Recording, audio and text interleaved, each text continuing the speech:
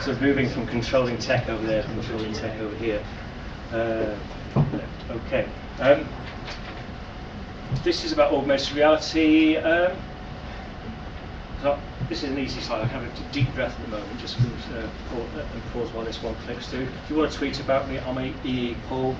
And I do a lot of techie, geeky stuff as well as doing some PR and marketing. But today I'm talking about augmented reality, which according to Wikipedia means this. Basically adding extra data, augmenting data that you can view on a screen perhaps, with additional information generated from these sources and so on. Typically, it's a combination of processor, display, sensors and input devices, and you would usually see it on a smartphone or a tablet, combining all of these sorts of sensory tools, accelerometers, GPS, compass and things like that. But it could also be used in other environments. Many of us are familiar with this sort of match the day type scenario. This is augmented reality in effect. You put a graphic over the top that says number 5 is probably marginally offside at the point the ball was played. But of course the referee or the linesman may not quite agree with you and may need some technical support.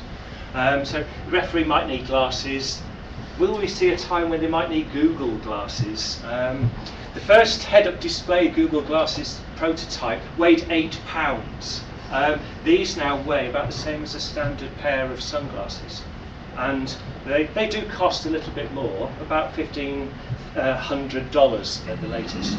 But you can use these tools now for all sorts of things. I like this one for the ability to translate text from Spanish into English, and also makes quite a good job, I think, at rendering the surround as well. And so not just optical character recognition, but a bit of design in there as well. You've got furniture organisations, interior designers and so on, say, well, what would your new piece of furniture look like in your room? So you can choose on your tablet device this rather nice Granada commode, put it in the corner of your room and see what it looks like, scaled up from your point of view. We can see augmented reality already being used in mapping tools. You can take your mobile phone out and you can view a map, and you can see on it, superimposed on your camera phone view, things like drop-off zones. You can see the road number schemes, things like that. But I like these sorts of things. Blipper. And if you view the front, a crunchy wrapper, you get all sorts of games and things. If the Blipper campaign is running. Heinz were doing a Blipper campaign where if you scanned a Heinz ketchup bottle, you got a Heinz recipe book that you could view. You can also begin to mark things up. Now I picked an example from Stick2, but you can imagine this being applied to CAD drawings or photographs of a project, and you can scribble on them, you can doodle on them, you can put labels on things like that. And they don't have to be drawings, they could be advertisements, they could be road signs, just about anything. We talked a fair bit about Twitter on Twitter today.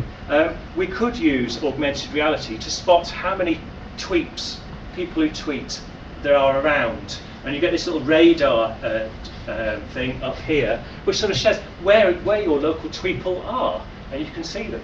If you're on Wikipedia, you can use augmented reality, scan your camera around and see where the Wikipedia places are, what buildings are logged on there, or what photographs have been taken on Flickr.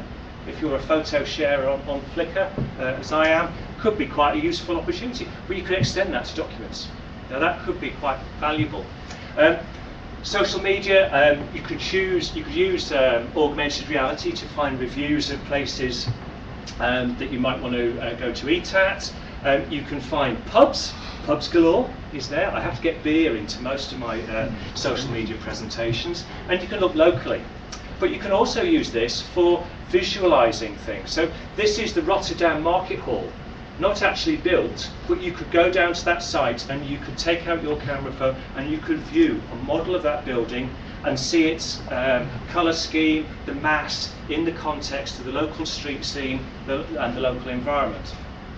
You can also use augmented reality to scan a flat image and associate that with a 3D model. So you could, for example, take a flat image like that and then view a three-dimensional model, and you can move, as you move your tablet round, you see different aspects, different angles, different ways the light falls on things.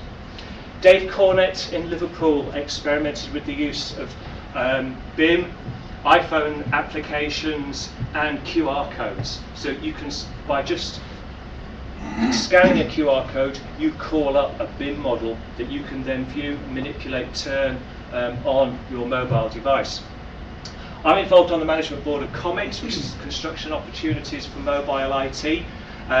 Last year we did a case study on, we did a conference, and one of the case studies from that event was by Costain and Network Rail, who've been using augmented reality at London Bridge. So here you can see Burger King, you can see other places around. These are the hoardings, the temporary works that they were going to erect during the refurbishment of London Bridge Station.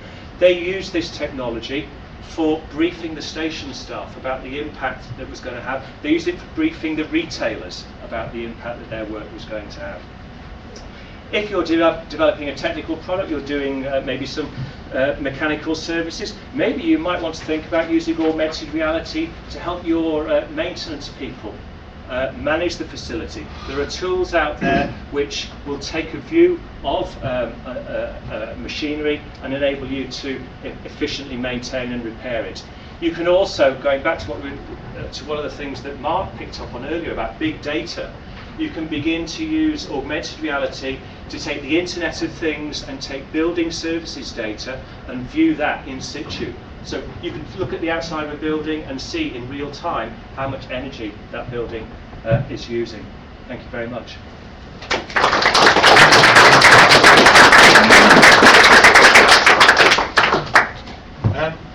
Yeah, I think, could we have one?